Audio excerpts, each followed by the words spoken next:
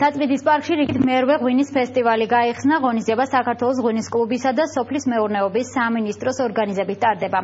თათბიდის პარკში მისულ სტუმრებს სხვადასხვა დასახელების ღვინის დაგემოვნება შეუძლიათ. ფესტივალზე საკუთარი სტენდები აქვთ როგორც მცირე საოჯახო მარნებს, ასევე ღვინის მსხვილ კომპანიებს.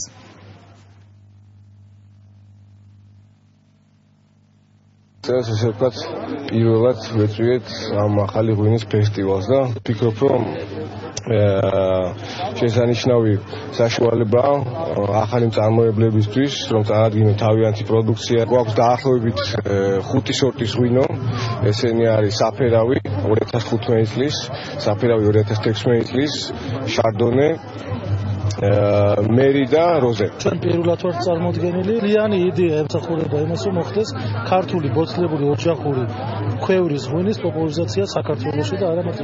შექმნა შესაძლებლობა სოფლის მეურნეობის სხვადასხვა კულტურებისათვის, რომ მათ გავიდნენ და დაიპყრონ სოფლიო ბაზრები, იმიტომ რომ ქართული ღვინის მაგალითი არის ნათელი დადასტურება იმისგან, რომ ხარისხიანი ღვინის წარმოება გვაძლევს შესაძლებლობას შევიდეთ იმ ბაზრებზეც კი, რომელიც სულ რამოდენიმე წლის წინ იყო წარმოუდგენელი. საკმაოდ ბევრმა ტურისტულმა კომპანიამ ჩამოიყვანა სპეციალურად ტურისტები ამ ღონისძიებისთვის, სადაც მათ შეუძლიათ დააგემოვნონ ქართული ღვინო, გაეცნონ ღვინის კულტურას, ნახონ როგორი ხდება ქართული ქვევრი და საერთოდ როგორია ქვევრის ღვინო, რით განსხვავდება ის სხვა ღვინოებისგან.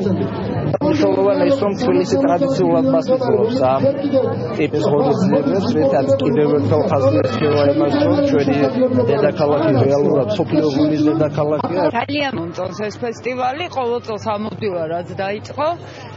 სასიამოვნო, ხალხი ეცნობა, ერთგვარად არის გართობის საშუალება.